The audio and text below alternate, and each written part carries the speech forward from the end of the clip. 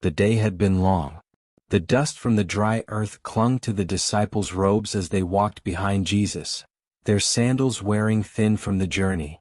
For many days they had traveled, moving from village to village, healing the sick, feeding the hungry, and preaching the good news to all who would listen. But despite the miraculous wonders they witnessed, a growing heaviness had settled in their hearts.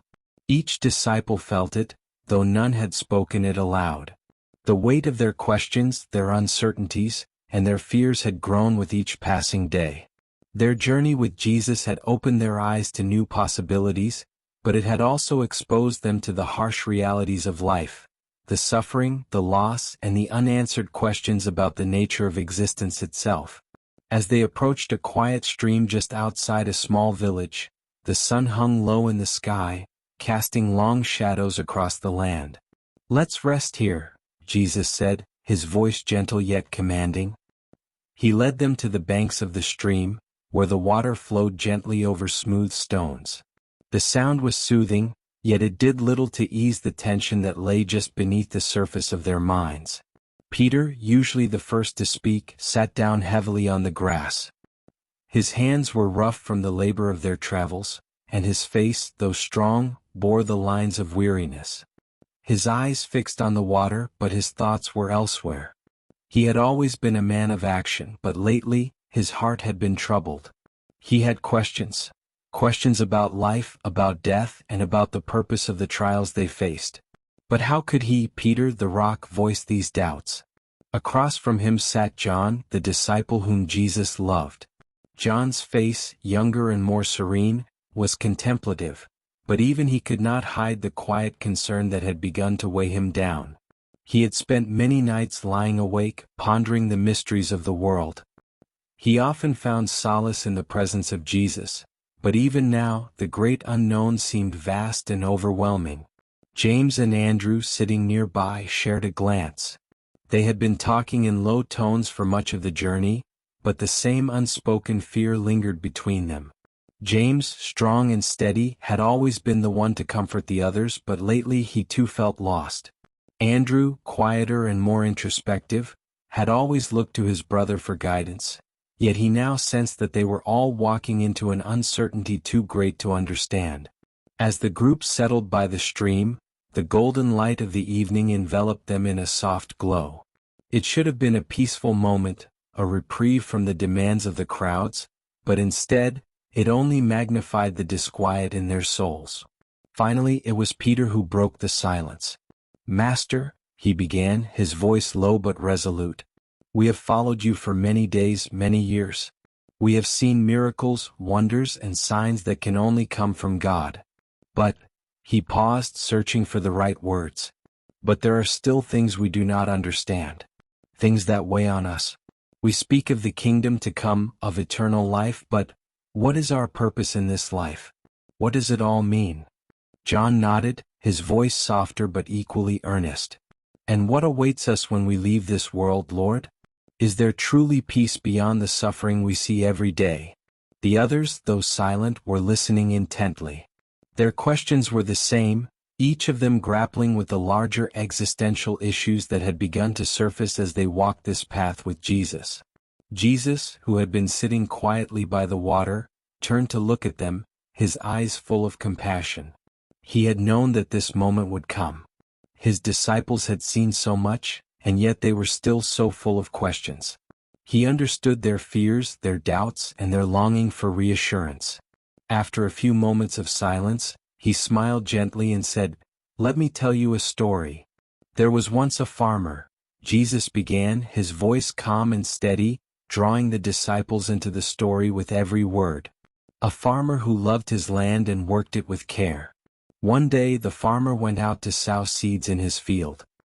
He scattered the seeds generously, knowing that not all of them would fall in perfect places."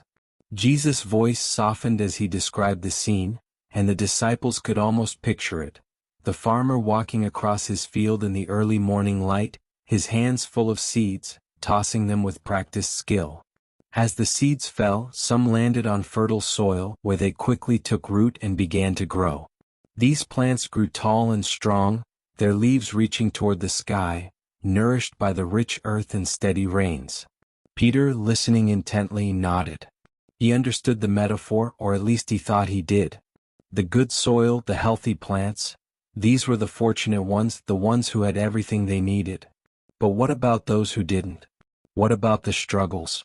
He leaned forward, waiting for more. But some of the seeds, Jesus continued, fell among thorns. These seeds also began to grow, but soon the thorns choked them and they withered.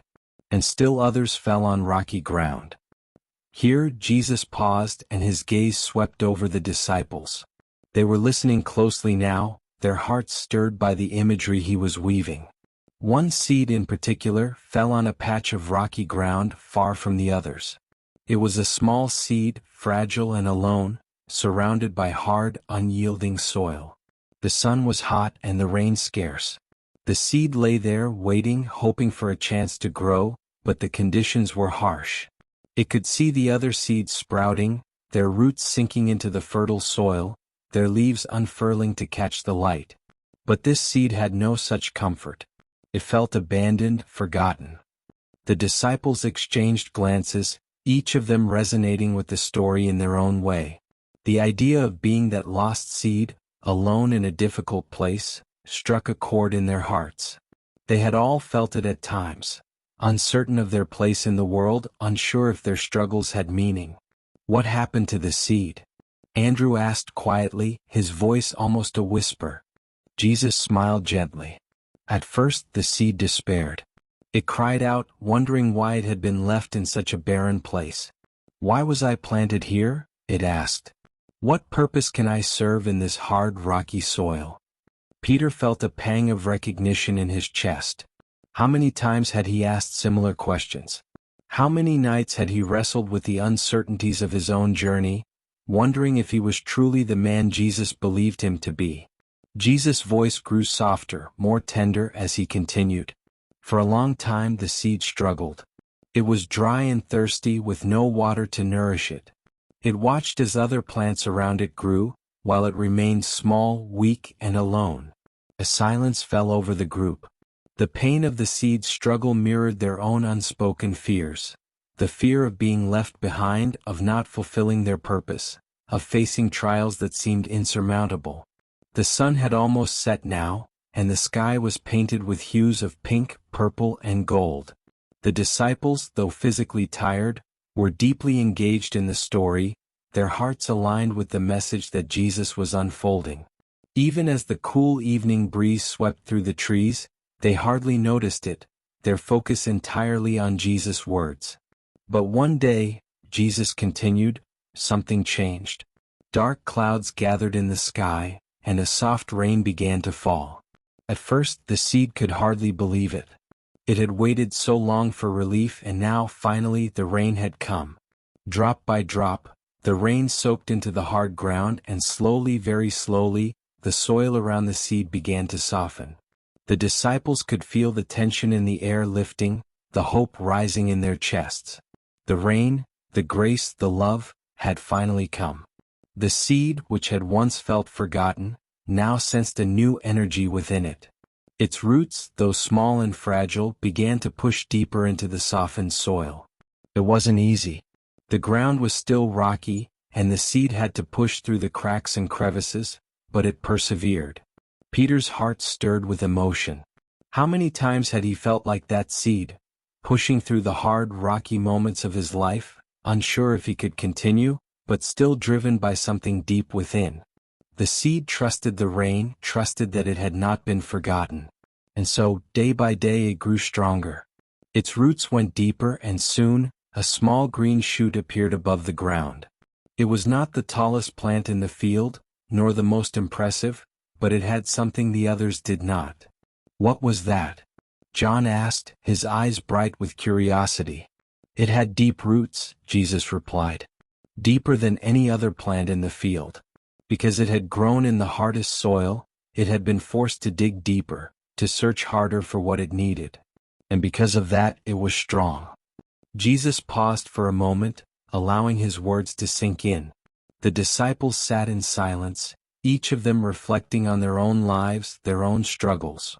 The idea of deep roots, born from hardship, from difficulty, resonated with them in a profound way.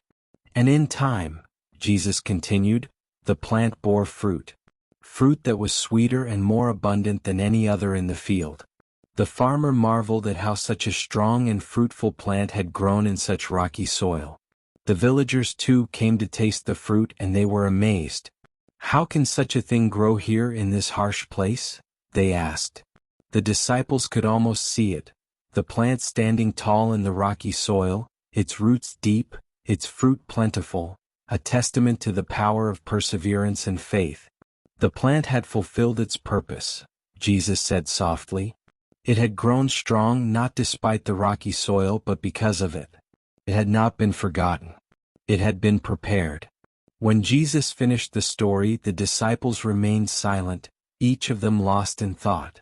The sky had darkened, and the stars were beginning to appear, twinkling above them like distant beacons of hope. Peter was the first to speak.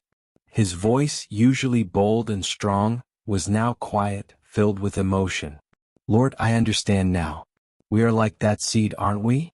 There are times when we feel lost, when we wonder why we are placed in hard, rocky places.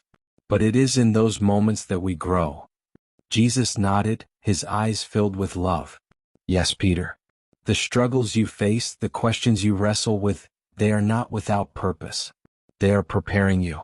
The harder the ground, the deeper your roots will grow. And when the time comes, you will bear fruit. Fruit that will nourish not only yourselves but those around you. John, who had been listening intently, spoke next. And the rain, it's like grace, isn't it? It comes when we least expect it, when we feel most alone. Jesus smiled. Exactly, John. The rain represents the Father's love, His grace, which falls upon you even when you feel most forsaken. It nourishes you in ways you cannot see, and it gives you the strength to grow. James, who had been quiet for much of the conversation, finally spoke. But why, Lord? Why must we go through the rocky soil? Why must the journey be so hard? Jesus looked at him with deep compassion. The rocky soil is part of the journey, James. It teaches you to trust, to have faith even when the way is difficult. It shapes you, molds you, and prepares you for the greater things to come. Without the struggle, your roots would remain shallow and your fruit would not be as sweet. Andrew, sitting beside his brother, added, So it is through the struggle that we find our strength? Yes, Jesus said gently. It is through the struggle that you become who you are meant to be. The disciples were quiet again, reflecting on the parable and the wisdom that Jesus had shared. Each of them felt a profound sense of peace settling over their hearts. They had come to the stream full of questions, full of doubts about their purpose, their struggles, and the future that awaited them. But now, in the soft glow of the evening, they felt a quiet joy, a joy born not from having all the answers, but from knowing that their journey had meaning. Peter, his heart full, spoke again. Lord, I see now that the struggles we face are not meant to defeat us. They are meant to strengthen us, to help us grow. Jesus smiled warmly at Peter, his eyes full of pride. Yes, Peter. And remember this, you are never alone in those struggles. The Father is with you even in the hardest of times. His love is the rain that falls on your soul, nourishing you when you need it most. John, deeply moved, whispered, And the fruit we bear, it is not just for us, is it? It is for others as well. Jesus nodded. Yes, John. The fruit you bear, the love, the wisdom, the compassion, it is meant to bless those around you. Your struggles will not only shape you, but they will allow you to help others who walk through similar rocky soil. The disciples sat together in silence, their hearts full of understanding. They still had questions about the future, about what awaited them beyond this life, but they no longer feared those questions. They knew now that their journey, with all its hardships and uncertainties, had a purpose. And they knew that no matter how difficult the path became, they were never truly alone. They were held by the one who loved them, the one who had sown them into the world with care and purpose. As the night deepened, the disciples stayed by the stream, enjoying the cool air and the sound of the water flowing gently over the rocks. The sky above them was a canopy of stars, shining brightly against the darkness. It was a reminder of the light that always shines, even in the darkest moments. They didn't speak much after the parable, but the silence was not heavy. It was a peaceful silence, filled with a deep sense of connection to one another, to Jesus, and to the journey they were on together. Peter, leaning back against a tree, felt a peace that he hadn't felt in a long time. The doubts and fears that had plagued him seemed smaller now, less overwhelming. He didn't have all the answers, but he knew that he didn't need them. He trusted the journey, trusted the one who was guiding him. John, lying on the grass, stared up at the stars, feeling a quiet joy in his heart. He had always been a thinker, always full of questions, but now for the first time he felt content to simply be. He understood that the answers would come in time, but for now he was at peace. James and Andrew, sitting side by side, exchanged a quiet glance. They had always been close, but this moment felt different. They understood each other's struggles more deeply now, and they felt a renewed sense of purpose in their journey together. Jesus, sitting among them, watched over his disciples with love. He knew the road ahead would not be easy. There would be more trials, more moments of doubt and fear. But he also knew that his disciples were strong. They had deep roots that had been forged through struggle, through hardship. And because of that, they would bear fruit that would nourish the world.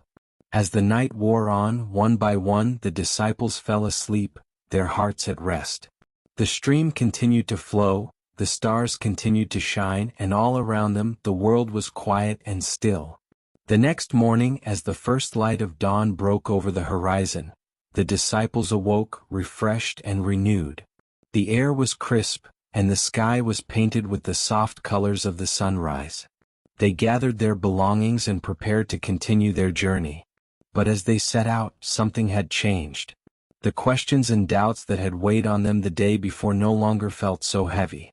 They still had questions, still faced uncertainties, but now they carried with them the wisdom of the parable, the knowledge that their struggles had meaning, and the assurance that they were not alone. As they walked, Peter, leading the group, turned to Jesus and said, "Master, thank you for the story. It has given us all much to think about." Jesus smiled, his eyes full of warmth. "I'm glad, Peter. But remember, the story is not just something to think about. It is something to live. The journey is long, but you are ready." And with that, they continued on their way, their hearts lighter, their steps more sure, knowing that whatever lay ahead, they were strong enough to face it. They were seeds planted in rocky soil, but they were growing, and one day they would bear fruit that would change the world. This is end of the story. Please like this video and subscribe this channel for more Jesus story like this. May the God watch over you.